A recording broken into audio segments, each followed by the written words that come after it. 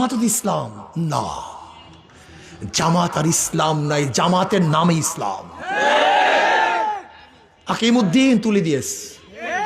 আমি আশ্চর্য হয়ে যাই যে জামাত বলছে সৎ লোকের শাসন চাই, আল্লাহর আইন চাই।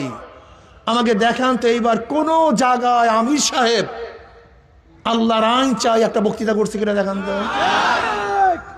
হ্যাঁ, চিন্তা করতে পারছেন? আমাকে দেখান তো। জামাতের বন্ধুরা, আমি দুই করজোড়ে হাত ধরে বলছি, তোমরা আমাদের উপর অপবাদ শুনছো। দেখো, জামাতের চেয়ে মিথ্যা বলার লোক গোটা দুনিয়ার মধ্যে দ্বিতীয় আছে বলে আমার মনে হয় না।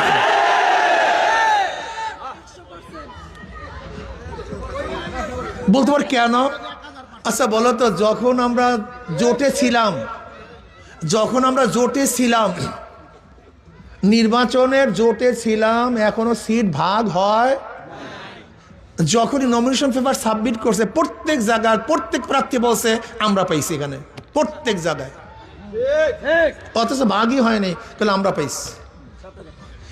এরকম ডাকা কাঁচা মিথ্যা বলার লোক গোটা দুনিয়াতে আছে বলে আমার জানা নেই। এই দেখবে এখন কি বলছে, 400 কোটি টাকা চরমনে হুজুররা বিএনপি থেকে পাইয়া তারপরে এই করছে। তার মানে আমরা যখন 400 কোটি টাকা লেনদেন করছি তাদের একজন লোক ছিল, কি কথা কয় না, বা চেকটা সে দেখছে। আপনি তাদেরকে বলেন ভাই যে লেনদেন করছে ছবিটা দেখান, যেহেতু আপনি ছিলেন, অথবা যে চেকে লেনদেন রয়েছে চেকের নাম্বারটা দেন। আল্লাহ আমাদেরকে মাফ করে দেন। শোনেন, আমি স্পষ্ট বলছি, ভালো মতো লিখে রাখেন। ওই যে খ্রিস্টান ভদ্র মহিলা যখন জামাতের আমিরকে প্রশ্ন করছে, আপনারা যদি ঈশ্বর যদি আপনার ক্ষমতায় নেয়, আপনার কোন নীতিতে কোন আইনে দেশ চালাবেন, তখন স্পষ্ট বলছে যে আমরা শরিয়া ভিত্তিতে দেশ চালাবো না, প্রচলিত নিয়মে দেশ চালাবো। এবং ব্যাখ্যাকারী স্পষ্ট বলছে যে হ্যাঁ, আমির সাহেব বলেছেন আমরা প্রচলিত আইনে দেশ পরিচালনা করব। যদি প্রচলিত নিয়মেই দেশ পরিচালিত করি, তাহলে আওয়ামী লীগ দোষটা কি করছে? বিএনপির দোষটা কি? এই যে মাসুদ সাহেব আপনাদের এলাকা, সেদিকে এক জায়গায় বলছিলাম, আমি বলছিলাম মাসুদ সাহেব ফখরুদ্দিন সাহেবের একটা বক্তব্যকে খুব সুন্দরভাবে প্রোটেক্ট করেছিলেন যে শরিয়াকে বিশ্বাস করি না, বেঈমান হয়ে যায়। কিন্তু এখনো তো আপনার শরিয়া অনুযায়ী দেশ চালাবেন না। এখন আপনি বলেন আপনি কি হবেন? এই প্রশ্ন আপনার কাছে। প্রিয় ভাইয়েরা আমার, আমি বুঝি না জামাতের আমির সাহেব এক জায়গায় দেখলাম যে পুরুষ বন্ধুরা যান,